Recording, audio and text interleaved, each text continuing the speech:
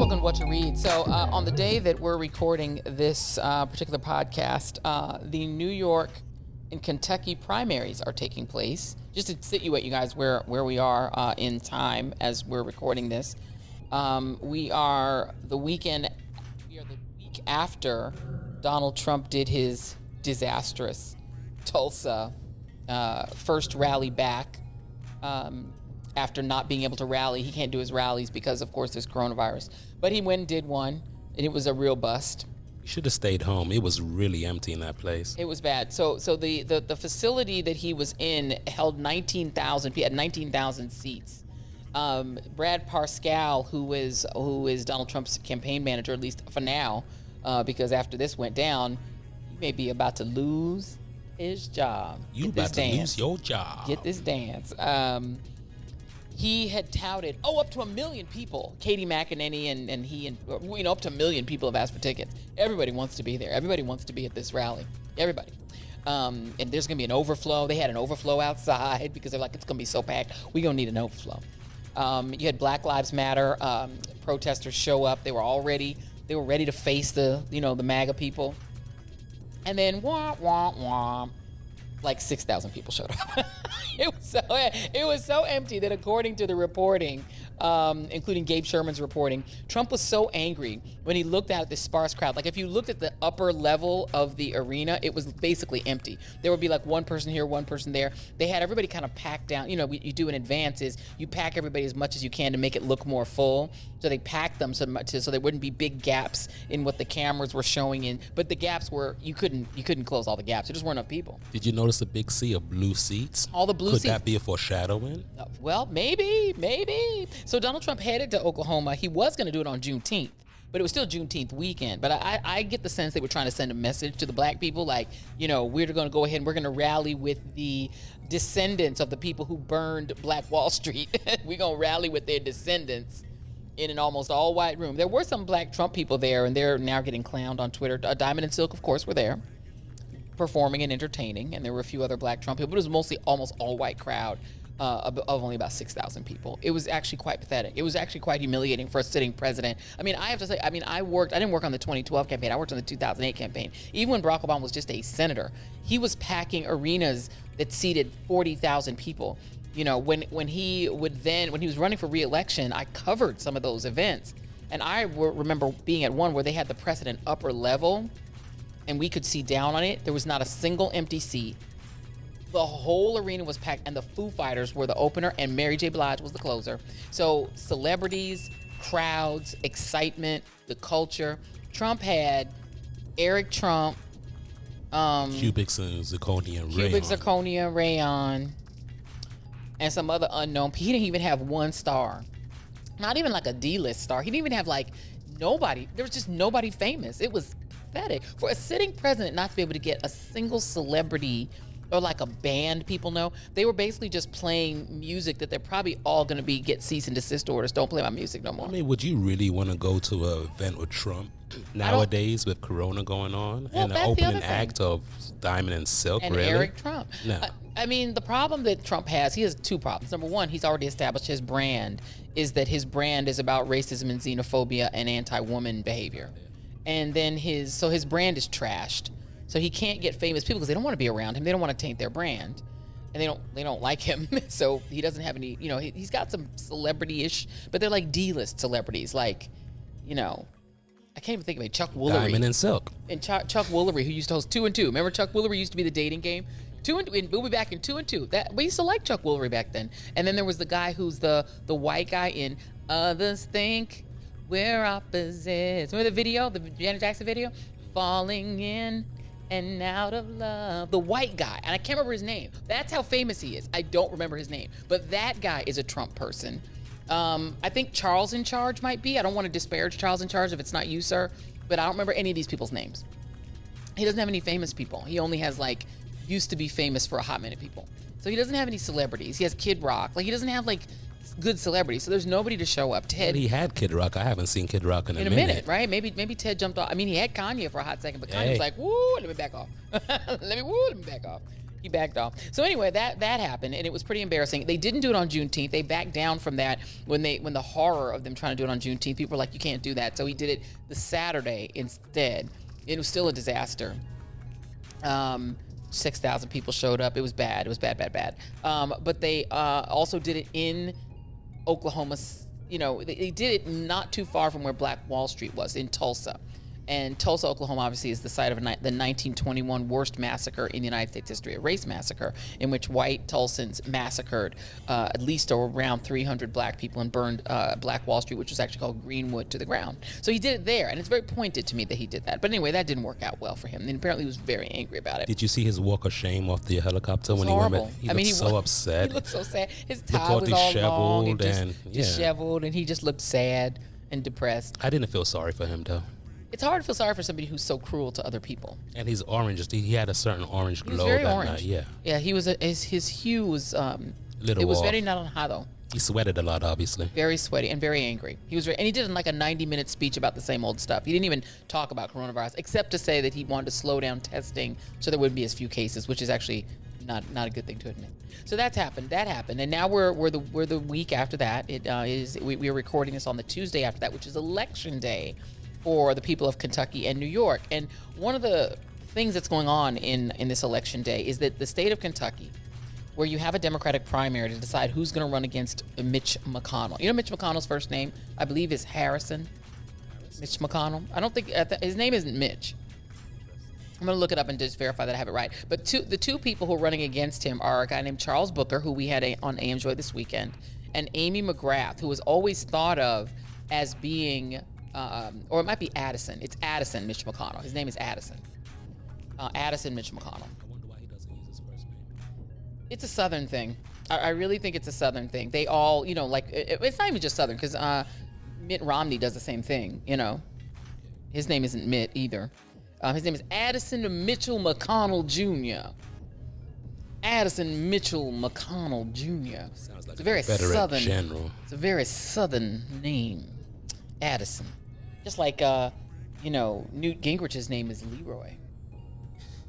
I'm gonna leave that one. Newton Leroy Gingrich. That's his real name. That is not even a lie. I'm not even saying that to be mean. His name is 100% Leroy.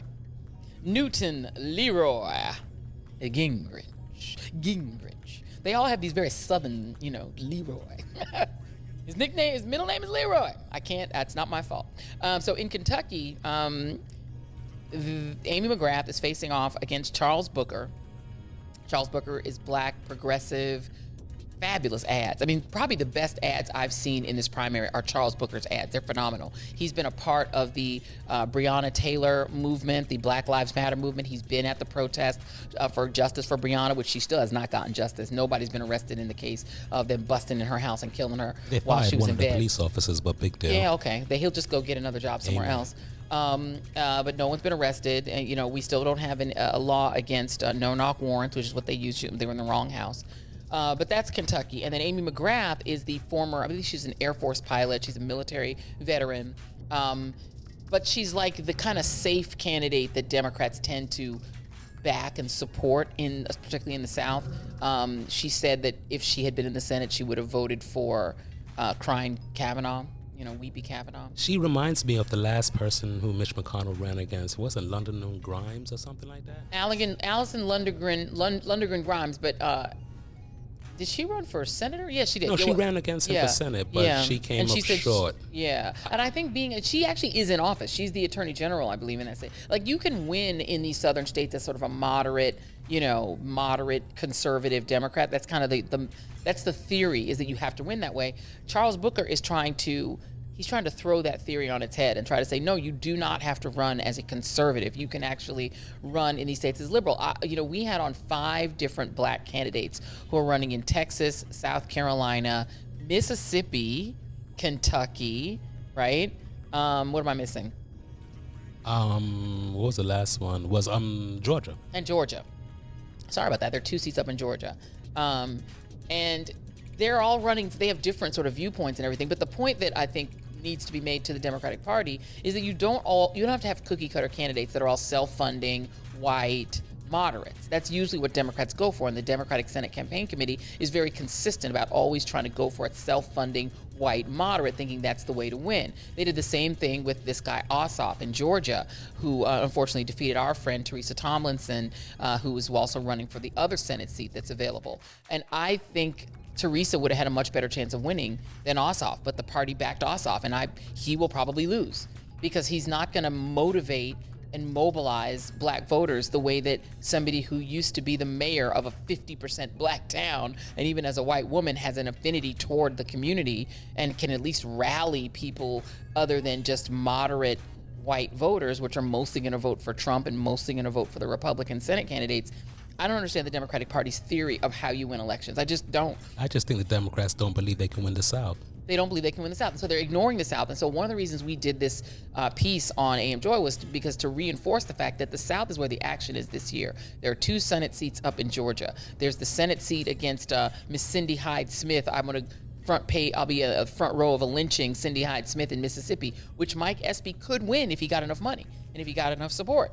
You have a seat in Texas. Texas is going to be a swing state. Give it between 5 and 10 years. Texas will be a purple state because it has a very large and growing non-white population. And you have people like Voto Latino that are rapidly registering young Latinos, young Hispanics to vote. So you've got all of these possibilities in the South, in the Southwest, and also in the Southeast. But the Democratic Party seems to be so determined to fight all of their battles in already existing purple and blue states rather than really think about it. A Democrat won the governorship in Kansas. There's the current governors of North Carolina and Kentucky are Democrats, both of them. The governor of Democrats recently had governorships. Look, Bill Clinton was the governor of Arkansas. Democrats can win in the South. You just have to compete. You have to compete. And you don't always have to compete the way Bill Clinton did as sort of a conservative, moderate candidate. Times have changed. You just run as you are and let the chips fall where they may. Run as you are. Now, here's the other thing in Kentucky that is going to be very interesting to see how this works out. Kentucky used to have tens of thousands of polling places. Now they have 200.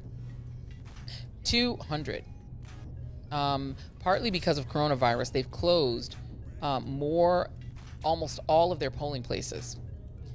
They've only got, not 10,000, used to have 3,000. Sorry, I don't want to be wrong here. They had 3,000 polling places. Now they have 200, which leaves one polling place for one of the biggest counties in the state, which is Jefferson County, which is, surprise, surprise, where most of the black people live. So in the counties where most of the black people live, they're going to have like one polling place that they're all going to have to use. I seen the governor this morning, the Democratic governor, saying that they have 300 polling stations inside that building, and he was saying that he actually was complaining about why are we saying they have voter suppression, because he's extended early voting, he's allowed mail-in voting ballots, and he says he's making it more fair, but we'll see how that works out. We'll see. And listen, I actually have a lot of faith in Andy Beshear. Andy Beshear, his father was a fabulous governor of Kentucky. Actually extended, one of the few red states to extend Obamacare was Kentucky, because his father did it. And when he threw in to run for governor, I knew he'd win, just because the family lineage is such a strong name. I mean, honestly, if he was running against Mitch McConnell, he would 100% beat him. That's just real. He would beat him any day of the week. But he is governor now, and I think he makes a very fair point. The state of Kentucky did issue 900,000 absentee ballots. So about 27% of registered voters have absentee ballots that they can return if they return them. Now, black voters typically are not absentee voters, and so they don't tend to vote absentee or return absentee ballots, but we'll see. With coronavirus, people may be more motivated. The question now is, did people get their absentee ballots? I know that, in our household, some of our New York voters did not get their absentee ballots from the state of New York. So New York failed some of its voters in this primary moment. So hopefully they'll do better in the general. But, getting absentee ballots into the hands of voters is half the battle. The second half of the battle is getting people to return them. And who knows if that's going to work. this kind of, whether or not you want to call it active voter suppression or voter suppression by default, it does tend to hurt black and brown voters the most.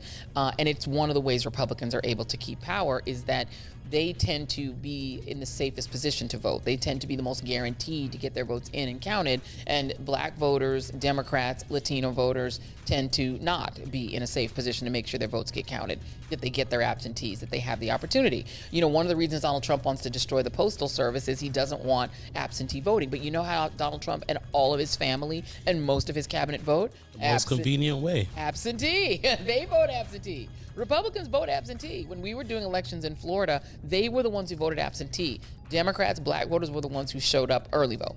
And so they would always try to kill off early vote and cut off the number of days there'd be early voting and make there be limits on the number of hours of early voting, because that's how black people tend to vote, in person early.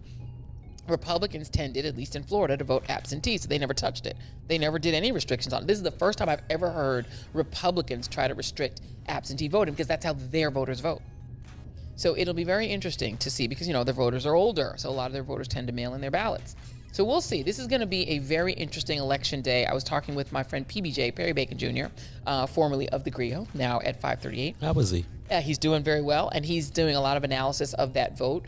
I actually think, I don't want to put myself on camera here and record it saying that Charles Booker is going to win, but we may not know. This actual post, this what to read, Jason, may be up before we know who won in Kentucky, because it's going to take days and days and days to count that vote, and it may take weeks to count that vote. We don't know how long it's going to take. So I don't want to make a prediction, but I personally think if I were in Kentucky, Charles Booker is a stronger candidate, because what you need in order to win in the South, remember, the South has the majority of black people. Half of black people still live in the South. And states like Kentucky have 25, 26, 28% African Americans in them.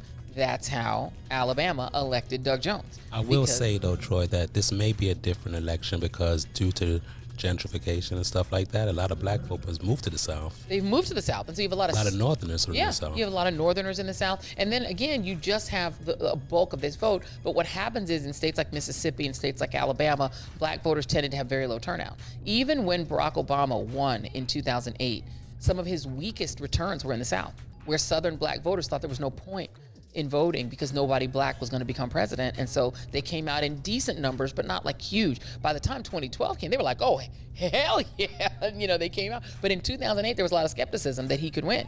And so and since they never win, you're in a situation where your vote is so suppressed that even though you're 35, 36% of the population, you can't get a governorship. You feel like you can't. You need to be motivated. You need to see some wins in order to be motivated. But again, I will say the governor of North Carolina, when black folks got good and ready and they combined with the 30 to 40% of white voters who are Democrats, they were able to win. That's all you need. You need 30 to 40, you need 40% of white, and you need 80% of non-white. That's all you need. This may be a different time due with everything going on. These black candidates might have a chance. I think they all have a chance. Stuart Stevens, and I've said this over and over again, I'll say it again, he probably is going to be like, stop calling my name. Stuart Stevens, who is a longtime Mississippi Republican operative, one of the best political operatives in the business, usually fighting on the opposite side of me, right? And has been really good helping Republicans win for decades. He's been doing this. He is the person who said to me, I don't understand why the Democrats didn't back Mike Espy when he ran in that runoff with Sidney Hyde-Smith in Mississippi. Mississippi has the largest percentage of black voters in America, other than Washington, D.C. and the Virgin Islands. Other than those two places, the largest percentage black population in America is Mississippi. If you can put a Democrat in office statewide in Michigan, which has less than half of that percentage of black voters, why can't you win in Mississippi? Why can't you win in North Carolina, South Carolina, Alabama? Alabama is 26% black. Michigan is about 12% black. If you can win in Michigan, you can win in Alabama. Well, we got to try and figure out why they're not voting in those southern states. I think part of the thing is that racially polarized voting is real. And so even though you have large percentages of black voters in these southern states, the white vote in these southern states has been 80 and 90%. The same percentage that black people are Democrats, that same percentage of white people have been Republicans in the past. But Jason, you made the point, the white vote is changing so that it's not 80 and 90% of the white vote is Republican in the South anymore. There are a lot of New York and Chicago white people who've also been pushed out of Displaced. expensive neighborhoods like in New York. They're also moving down to where they can get a cheaper house and more And land. acreage, yeah. Right. People are moving, and Who wants they're to live moving in a south. city nowadays with all that stuff going on? Get yourself some land People and are spread moving out. south, and Yeah. so you're starting to see Diversify this country. right, and so you're starting to see a lot of the white vote change, so that you still have the black vote being 90% Democrat, but instead of the white vote being 90% Republican, which is how white Republicans have kept power in the South, you're now seeing that the white vote is 60%, 50%. It's changing.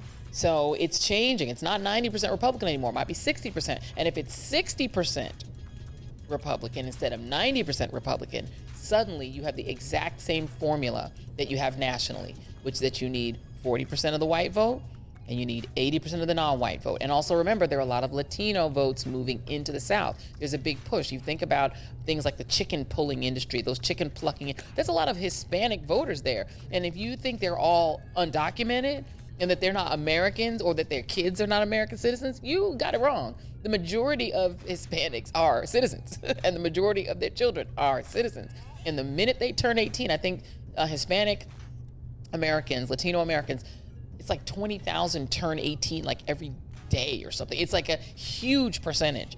That's why they're so quickly increasing population. So everything is changing. The South is changing. The South is going to be a whole new thing. Voter suppression, it's going to happen. Let's just be clear. There's going to be heavy voter suppression in November, but it's not clear to me that that's going to stop Democrats from winning. I'm going to be the optimist in this equation, and I'm going to say that this may be a different election. It will be.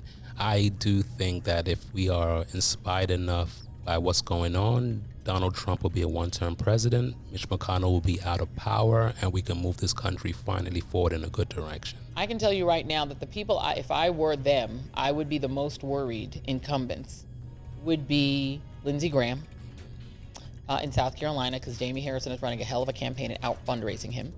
I would be worried, honestly, if I were Mitch McConnell, about a big surprise happening, particularly if Charles Booker is his opponent. I think he could probably beat Amy McGrath. I'm not sure he could beat Charles Booker. I'm going to keep it real. I even think Mike Espy has a chance in Mississippi. I just said it, and I'll say it again. I would not write off Mississippi. If I were, and I would say what the Democratic Senate Campaign Committee, if they listen to what to read, should do, is they should stop keeping money out of the South. They should spend money in Georgia. There are 2 seats up. Spend money in Georgia. Reverend Warnock of Ebenezer Baptist Church. You think he's not going to get all those church people? You think those church people not going to get in their vans and go vote for Reverend Warnock? They will. I'm even willing to go a little bit further and say, this is just anecdotal, that the Democrats that are running in the South will win. And then that dynamic is going to change the entire game going forward. That is my prediction. I said it. It could happen. Listen, anyone can win. I say this all the time on the after party If on you're AM hungry Joy. enough, No, I always say, well, right, the hungriest constituency always wins. That's one of my sayings. That's one of my joyisms. But my other one is, anybody can win if you vote for them. Anybody can win if you vote for them. Okay, we have a great guest today, so let's bring him in. And joining me now is somebody that you don't know by face, but you know him. He is one of the wonks and producers behind the Rachel Maddow show. And one of the reasons that show is so smart, it's a smart show. I mean, obviously Rachel is super genius, but her whole team are geniuses. And Steve Benen is one of those geniuses behind the Rachel Maddow show, the #1 show on cable television news. He's got a new book out called The Impostors, How Republicans Quit Governing and Seized American Politics. Steve Benen, thanks so much for being here. Thank you, Joy. It's good to be here. Excellent. So let's get into this. So first of all, let me show everyone the cover of this book, The Impostors. It's creepy, Steve. I'm just going to tell you. The picture is creepy. It is Mitch McConnell, Paul Ryan, Vice President Mike Pence, all standing around the Resolute desk surrounding Donald J. Trump, President, still can't believe this, of the United States. And they're all doing the weird grin and thumbs up move. And, I think it's a fitting picture, actually, for what it is that they have become in the Republican Party. Have you, in researching and writing this book about the Republican Party going from Barack Obama's entrance as president to today, have you been able to understand what it is that they want? I think so. I think what they want is power. I think that they want to win elections. I think they want to hold on to power insofar as they want to stop Democrats from doing anything in terms of progressive governance, in terms of any democratic priorities or goals. They want to win. They want to hold power, but they don't want to govern. They don't want to solve problems. They don't want to use the levers of power to achieve meaningful goals. And that's really what I was trying to get across with the book. Well, power for what then? Because if they don't want to solve problems, they don't want to, fix some of the, issues in American society. They just want power, but power to do what? Well, first of all, I think that part of it has to do a lot to do with the judiciary. I think that Republicans want to be able to maintain a majority so they can pack the courts with conservative ideologues and steer the direction of the country by way of the judiciary, the courts. But I also think that they basically want to hold the status quo in place in such a way so that Democrats can't do anything on their own right. Any of their own goals. They can't pursue any kind of progressive ends.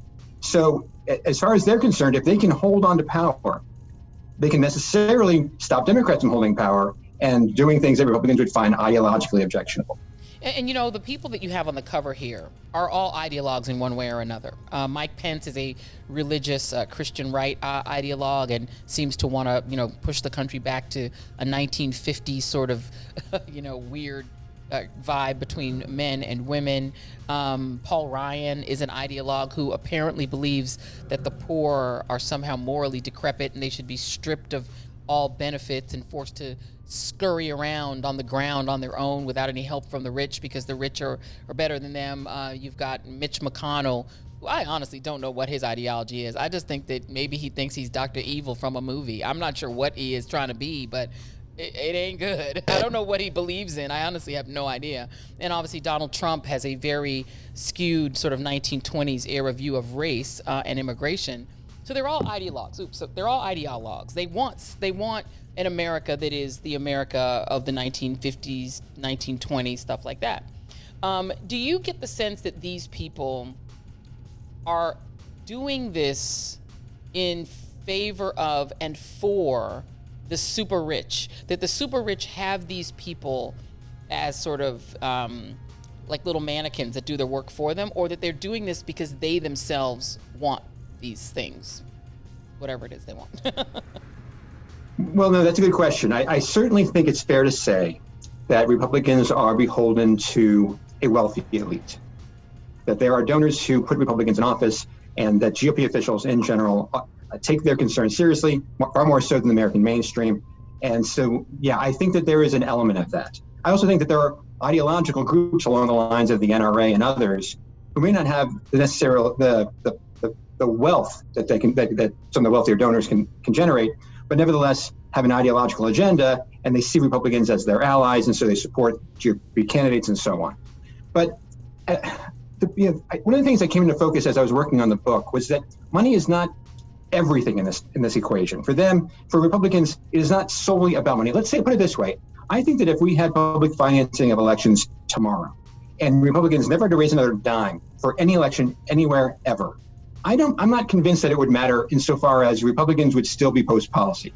I think Republicans would still be reluctant to use the levers of power to pursue meaningful goals for the American mainstream, in part because I don't think they know how. I don't think that they necessarily are even prepared to take those governing responsibilities seriously in any area, even independent of financial considerations. And do you agree or do you disagree? No, I agree with you. I don't think that they know how to govern because, as you said, they haven't had to. Right? In the states where Republicans dominate, you look at Florida, and they dominate Florida, absolutely. The healthcare system doesn't work. The education system is near the bottom, as it is in Mississippi, as it is in Alabama. Most of the states that they govern have not really great educational systems. They don't collect taxes. They don't govern, and they get away with it. And that's I want to get into that a little bit more with you as to why it is that so many Americans, at least 26% of Americans, 22 to 26%, are okay with that, because that's about the share that are Republicans. You have a chapter called "Even If It Worked, I Would Oppose It." It's an incredible quote. Even if it worked, I would oppose it, about healthcare. Healthcare is one of those things that you think would be beyond partisanship, in the sense that even if you are a deeply red, religious, Christian right Republican in Kentucky or Mississippi, you still want to be able to take your kid to the doctor. You still want to be able to take your grandparents to, somewhere if they needed nursing home care. You still want care. Why isn't that Republicans oppose health care when even they would benefit from it? That's a question that we've been struggling with for generations. I mean, the healthcare fight has began in earnest, what was it, the early 20th century, 1920s, 1930s? And we saw the right of that era resisting any kind of governmental role in regulating the insurance industry or regulating hospitals. And that has continued for the better part of, a century now, nearly. Why do they do that? I mean, I think that if you were to ask the typical Republican voter, do you want to see affordable health care being available to all Americans, regardless of income? I think that in general, that would be a very popular thing that would poll very well. But I think what often happens is that independent of those kind of broad strokes principles, when it comes time for an election, Republican candidates and Republican officials and party and the candidate party campaigns step in and say that big government's going to control things, and there'll be death panels and there'll be all kinds of nonsense.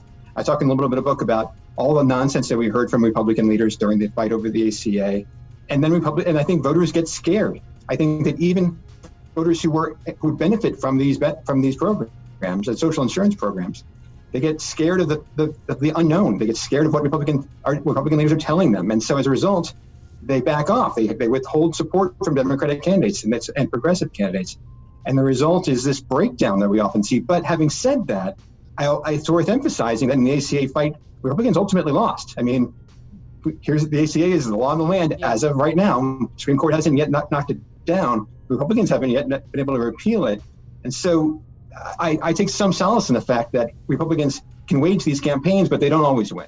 Yeah. I mean, you write about Paul Ryan, and the thing that I always used to find the most hilarious was the way that the media, bought into the idea that Paul Ryan was some sort of a policy wonk, that he had this great in-depth knowledge of policy, which he didn't. But he did trick a lot of media people into believing that. But it seemed to me that the only policy he really seemed to believe in is that poor people shouldn't get anything. They shouldn't get. Were you able to get any insights into what happened to him? What poor person hurt him? Why is he that way? Did you get any insights into him? One of the things that I picked up on when I was working on the book was I saw someone who would describe Paul Ryan as someone who took Ayn Rand novels as a kid a little too seriously.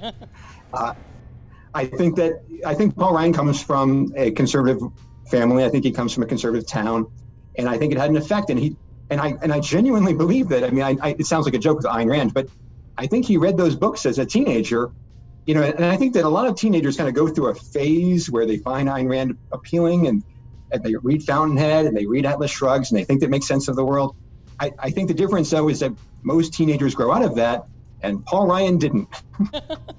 You also write about John Boehner, the hell no you can't guy. A lot of people have forgotten about him. I think now he's in the weed business, which is interesting. The willingness of Republicans, who always during from the Reagan era on were portrayed as the daddy party, as the national security party, as the party about America's safety and security, and about standing up to foreign adversaries. The willingness to partner with foreign countries to get what they want, or to oppose anything Barack Obama wanted. You write about John Boehner doing that when it came to the Iran nuclear deal and going to Bibi Netanyahu, who has a lot of autocratic tendencies that are similar to the current president of the United States, and saying, let me work with you to stop this Iran deal. What is that about? That you have a party that's supposed to be the national security party that's willing to work with foreign governments, even if they're a foreign ally, to get what they want. Yeah, it was, to my mind, that was one of the quintessential stories of the book. That of all the things I covered, that was one of the things that stood out for me. To my mind, Republicans defined themselves as of January 2009, not as a governing party, not as a party that cared about a specific agenda or a platform. They were defining themselves by being in opposition to whatever Barack Obama was for. So if Barack Obama was going to have some landmark diplomatic achievement and reach this international coalition, establishes an international coalition for the Iran nuclear deal, then John Boehner had to oppose it, regardless of merits, regardless of value, regardless of national security interests. He had to oppose it because Barack Obama was for it. And so to his mind, anything went. If that meant he had to partner with a foreign government to oppose his own country's foreign policy, so be it. Because for John Boehner, it's not about policy, it's about politics. And so to his mind, it was justified. As I'm sure Donald Trump thought it was perfectly fine that Russia helped him become president. You have a chapter in the book called Life and Death in the Culture Wars. And this is something I am actually fascinated with, because I have my own theories about the Republican Party, that they represent the side that lost the culture wars, basically. And that this is, the insurgency. Like, the culture wars are over. They've been over for a very long time, and the left won. And now we're in the insurgency, and that's what Republicans are basically fighting. So when it came to LGBT rights, they lost. When it came to women's liberty, they lost. When it came to what they would see as sort of libertine culture of Hollywood, they lost, right? And so I wonder if you got the sense in analyzing their continuing efforts to fight these dead wars, that they think they can actually come back and win the way that, I don't know, Russia came back and won the Cold War in 2016. That's an interesting analogy. I hadn't quite thought about it that way. I think that I see it as a last gasp. I think that there are folks who don't quite realize that the right has lost those culture wars. I mean, I think you're right in terms of the broader analysis. I think that when we look across the board on all of the issues you just identified, the right lost. The progressives won. It's over. And the public, in the American mainstream, you can look at the public opinion polls. They've clearly sided with the left over the right on all of those fronts. But I think that for a lot of Republicans, it's kind of like the old joke about this old paradigm in which there's a war and then there's people trapped on an island and they don't know the war is over, and so they continue to fight it, not realizing because they haven't gotten word yet. I think that there is some similarities there. I think that we see these Republicans in state legislatures in particular who continue to say, well, I'm going to mandate school prayer, and I'm going to ban abortion, and I'm going to ban all LGBT rights. And they don't realize that those fights are over and they're on the wrong side, not only of history, but of public opinion. Right. And that they continue to fight anyway. Yeah, they're fighting anyway, things that they can't win. I think even on race, that is the weirdest place for them in a way to be, because, you're now even seeing, according to opinion polls, even most white Americans now agree with Black Lives Matter. They're on the side of, young Black progressives on the issues of police reform. Like, even on racial stuff, they're no longer in a majoritarian position. Do you get the sense that a party that is so clearly in the ideological minority, and that will soon be in the racial and ethnic minority in the next 40 years, is a dangerous party in the things that it might do to try to survive? I think that that's a very legitimate concern, and I think we already see evidence of that all the time, and in the form of severe restrictions on voting rights. We know why they're doing this. There's no great mystery here. They realize that they're a shrinking party. They're a party that is facing demographic challenges that they don't know how to fix and don't particularly care to figure out how to fix. And so the only real solution for them is to make it harder and harder for American mainstream to cast ballots. Period. Full stop. And so, yeah, as that dynamic intensifies, I think that their willingness to ignore norms and ignore any sense of justice, or the law for that matter, will be that much more intense in the coming years, because they feel like they'll have no choice. Of course, they do have a choice. They could moderate. They could start taking their governing responsibilities seriously. They can do meaningful outreach to communities of color and try and present their ideas in ways that are compelling. But for them, it's so much easier to simply try and impose these intense Jim Crow era restrictions on people being allowed to cast the ballots. Yeah. And do you think that, the Never Trumpers exist? They're sort of the last remnant of what the old Republican Party used to be, right? And they're trying to salvage what they can, these Lincoln Republicans. Do you think that a group they're quite talented, but they're not that big in number, can they wrestle the party back, do you think? I'm skeptical. I want to believe that they can. I want to believe that there's a contingent of Republicans who care about governing, who care about the rule of law, who care about right and wrong, and who want to steer their party back into a responsible direction. It wasn't that. I started my book basically at the start of the Obama era, because as far as I'm concerned, Republicans used to be a governing party. I would disagree with their ideas, and I would take issue with their agenda on all kinds of issues. But I think that they were willing to hold congressional hearings on major legislation. Like, that's a low bar to clear, but they were willing to do that, and now they're not. And so, yeah, I want to believe that the Never Trumpers and the Lincoln Party contingent will help steer the party back. but they're just such a small percentage. I guess I hate to dodge the question, but I think we'll see in November. Will there be a significant number of Republicans, a meaningful number of Republicans who are saying, you know what, I'm tired of this. I want a better party. I want a different party, and so I'm going to vote for that accordingly. We'll see that in November. We'll see that in the exit polls. I'm just skeptical. I don't know if those numbers are real. What will be the sequel to the Impostors? What's the worst case scenario if Donald Trump wins again and Dems do not take back the Senate? If we have the same status quo for another 4 years? I think that it will continue. The trajectory is a discouraging one. I think that the number of people in Republican politics who are interested in governing, who are interested in taking policymaking seriously, was small in 2009, and it has gotten slightly smaller every year since. What is the end game here? I shudder to think. I think it can. I don't know how much worse it can get, but then again, I thought something similar in 2017, and yet things got considerably worse. So I guess we'll see. And I guess to sort of come to the end here, you started the book with Barack Obama, and you come through Donald Trump. Do you believe, you said that before the Obama era, you think that the Republicans, at least at some point, were a governing party. Do you think Barack Obama specifically, that electing a black president is what broke the brains of the Republican Party? Is it that simple, that having a black man win was just so off-putting and enraging to them that's what broke them, or was it something else? I think it's a combination of things. I think it'd be foolish to deny the role of race in this. And the fact that we elected the first African-American president, I think was a shattering moment for many Republican politics. I don't think there's any way of denying that. But I also think it coincided with the end of the Bush-Cheney era, which basically left Republicans at a crossroads, because this was a moment in time in which the Republican agenda had been thoroughly rejected by the electorate on every front. Bush-Cheney failed on the economy, on foreign policy, on diplomacy. Across the board, it was a disaster. And what I wanted to see Republicans do at that point was to look anew at what would their priorities be, what would their platform look like, what would their agenda be, and by virtue of how shocked they were with Obama's success, they decided not to bother with a policy agenda at all. They decided that they were just not going to care about governing in any way on any issue ever in any context. And so I think it was those combination of factors that led to this what I call a post-policy party, led to this post-policy trajectory that we're still seeing the results of now.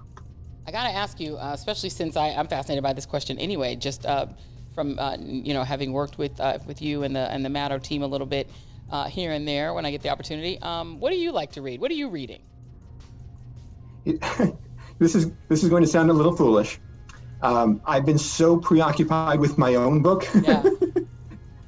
And as I know, being an author yourself, once you're kind of get into that bubble of your own book and promoting it and reading it and rereading it, it kind of pushes everything else aside. Having said that, and this is going to sound terribly self-serving, I think Rachel Maddow's latest book is brilliant. It's so good. Blowout. Yeah, everybody needs to read Blowout. Yeah, I got to see if I can book her one day. It's hard to book her though. She's tough. She's a tough booking, but I might have to try it. Blowout is great. I'll put in a good word for you. Yeah, put in a good word for me, please, with Ms. Maddow. I love this book, Steve Benen. I think it's important that I'm with you on this. Is that we have to keep engaging with what's going on with this party, because as much as they seem ridiculous sometimes, they still represent at least a quarter of American voters. And in the South African strategy, you can have as little as 10 to 15% of the population and still hold the power. That happened in South Africa. It can happen here. Steve Benen, I appreciate you being here. The book is called The Impostors: How Republicans Quit Governing and Seized American Politics. Y'all should all pick it up. You will learn something. Thank you, Steve. Really appreciate your time. Thank you. I appreciate it. Thank you so much, Steve Benen. The Impostors: How Republicans Quit Governing and Seized American Politics. The Rachel Maddow producer steps forth And I love that. I love that he's coming out from behind the scenes to write a book that I think y'all should check out. So please check it out. Thank you guys for tuning in to What to Read. Hopefully you guys will give us some comments.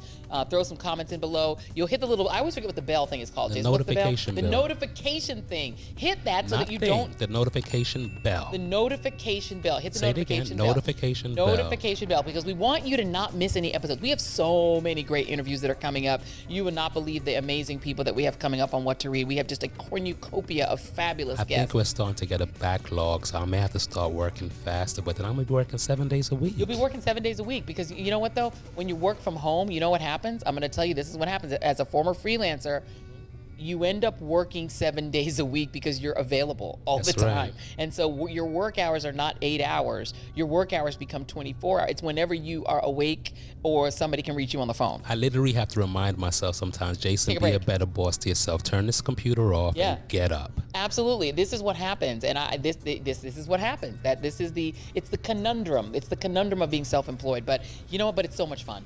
And we love What to Read. It's such a great thing. Subscribe, everybody. Subscribe. Make sure that you tell a friend, tell a foe, because you never know. Your foes might like to read as well. And we want to big up everybody who's listening on every format, whether you're listening on iTunes or on, what are the other names of them? I know a lot of people are complaining that they can't find it on Apple and Spotify, but they're there. But we'll go ahead and make a double check to make sure everything's there. But if not, you could always get the direct link to the podcast with inside the YouTube link, so you can get it there. And you can also go on whattoread.com, because if you go to whattoread.com, you'll just find all the podcasts there. You can listen to them there. You can listen to them on YouTube. You can just listen to them anywhere. So we really appreciate you guys. We'll see you on the next What to Read, and be good and read a book. Bye, fam. Bye.